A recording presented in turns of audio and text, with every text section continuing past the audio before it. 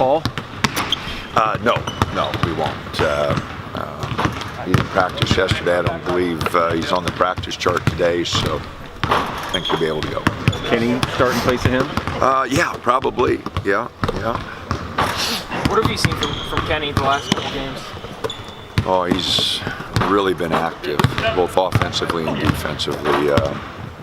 For those of you who saw the game, Saturday, he was the difference. He just demanded the ball a few times inside, went and got rebounds, but then defensively just changed the whole game.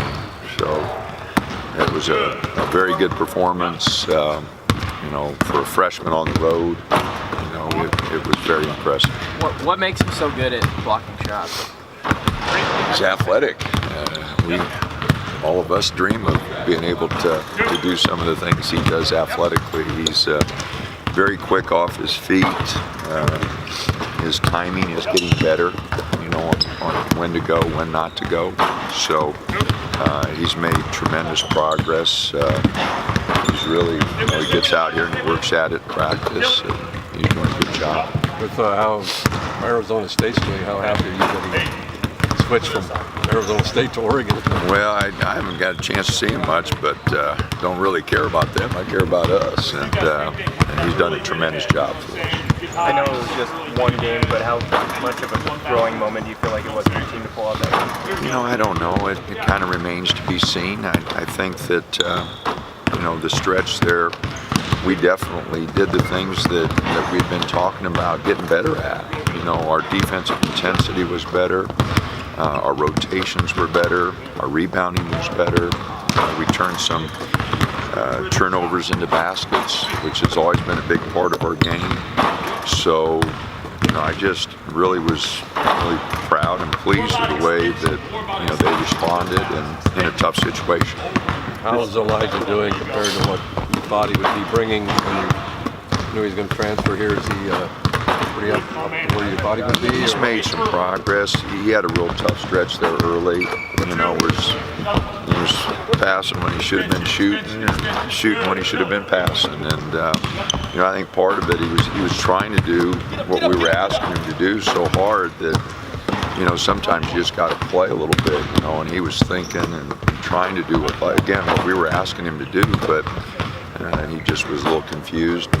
And like I said, the PK80 tournament, he was really frustrated because nothing was clicking, and again he had a lot of open shots he turned down, and then he'd have a guarded one and he'd take it. There was really no rhyme or reason to how he was playing there, other than he just got a little off, and messed with his offensive game. That second half at Fresno, kind of what you envisioned this team can look like for over a long stretch? Well, it showed what we're more capable of doing. I think there's a lot more there. Our offensive efficiency is not anywhere near where it should be. Our rebounding capabilities, we're not physical enough on the boards. And then defensively, we're just not using our length enough. We're not the quickest team in the world, but we are long. Troy's got long arms, Abu's got long arms. Kenny, Michael Cage, we've got good length, and I don't think we've used it efficiently on the defensive end. But you've been out rebounding teams. I know that you look at the roster. Yeah, smaller teams. we're doing a better job, but not anywhere near where we have to.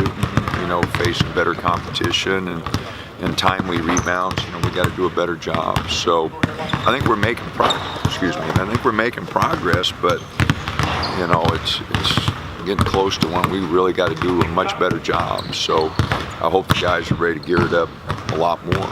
Looks like Central Arkansas's best two games came against Pac-12 teams. Yeah, they played really well out on the West Coast. They had a chance against UCLA, and then really caught Cal on a night where they played very well. Cal didn't play a real good game, but beat them really bad. So, they've hit awfully well. We're going to have to play awfully well. There's no doubt about it. Another team that's not real big, looks like size-wise for them. No, we 6'7", 6'8". and that's where Paul, would have helped us to have one more big body. But Kenny could be a big factor. but our perimeter defense is going to have to be really good. You know, they can really shoot it. They shoot the three. They got 4 guys, you know, right at 40% or better, you know, and from the three. And so our defense on the perimeter is going to have to be really good. Still mixing and matching rotations, figuring what works, or? Yeah, you know, some of it has been, you know, I'm making excuses here, but some of it's been injuries. You know, I mean, Troy misses a week and a half, not only 1 game, but, you know, 10 days of practice. Paul's going to be out here for a while. You know, Kyle and Elijah have both been nursing, you know, some stuff, and Keith with his knee. I mean, we just, yesterday there was more guys sitting on the sideline than we were practicing, you know, and so, yeah, we're still mixing and matching, and, you know, I'm not sure what it's going to look like here a month from now, but I do think, you know, some guys are starting to establish themselves a little bit more, and, you know, I think we're getting closer to, you know, 8, 9, 10 guys that are going to have a rotation. You interested to see Kenny in a starting and what he does at the beginning rather than coming off the bench? Yeah, you know, I think those things are overrated. You know, just got to make sure he goes out there and, you know, plays with a purpose early, and we'll probably get him a quick blow just to, you know, the nervous energy of that first start. But no, he'll do all right. He's been making strides, like I said, and most of it's because, you know, he's had some good practices, you know, that have carried over into the game. Put a bigger importance than Cage and Sorkin to be ready for more minutes. Absolutely. Yeah, those 2 guys need to be ready. Abu and Keith, you know, we can go small with them. We can go a little bigger with the other guys. So, yeah, depending on how the game's going, all those guys will be on call to play a little bit more with Paul not able to go. So Kenny's been more of an offensive threat a little bit, at least. Teams are going to have to be aware of what he can do, right? Absolutely. No, his ability to play above the rim, you know, his ability, he's starting to post up a little bit. You know, early in the year, he didn't do that at all. You know, he's gaining a little confidence to go ahead and post up and shoot his jumper. He's got a real nice jumper. He's got a real nice 15-footer, you know, and we're encouraging him to go ahead and shoot that. But I think it all comes in stages, you know, and he's just becoming a little bit more confident now to do some of those things. And it just takes time. He hasn't played a lot of basketball. He's, you know, someone who's just emerging now, you know, and it just takes a while. Have you seen those Jordan Bell, Kenny Wooten comparisons? Are those fair at all? You know, I haven't seen them, but, you know, I think it's just a natural comparison that people make. You know, both of them, you know, very athletic, both of them, you know, challenging shots, going after shots. So, you know, it's a natural comparison. You know, but they're really different, you know, players. Jordan had a little bit more edge to him, you know, Kenny's a little bit more laid back. And, you know, they're both real easy to work with. You know, I love working with Jordan. I love working with Kenny. You know, that type of athleticism, you know, as a coach, you know, some players that have really made progress over time here have been because they're gifted athletically, you know, and then they developed into better basketball players. And, you know, Elgin Cook comes to mind, and Jordan, you know, and now Kenny. They're just, their God-given abilities are very good, and then as they continue to work, you know, and their basketball skills get better, you know, they're really fun to watch, and they're real fun to work with. You know, it's go to practice every day and see what they come up with. Have you had a chance to see Jordan's role with the Warriors last few weeks? You know, I watched a little bit last night.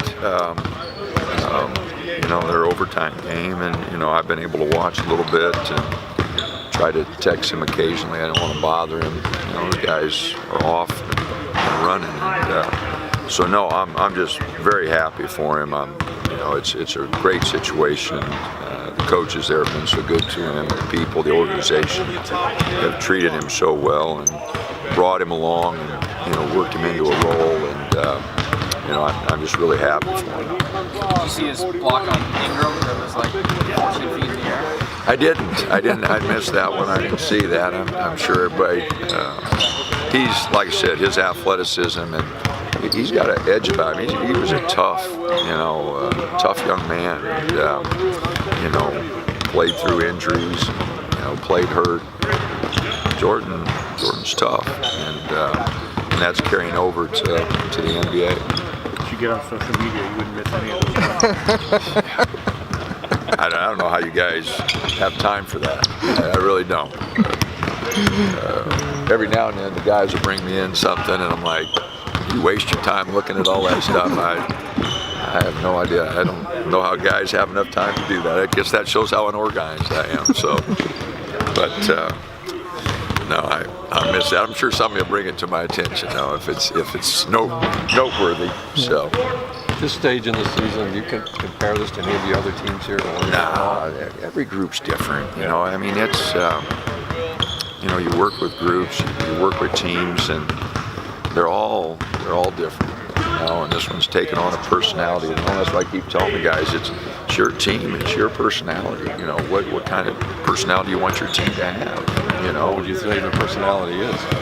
It needs a lot of work right now. It needs to be a lot more aggressive and needs to be a lot more physical.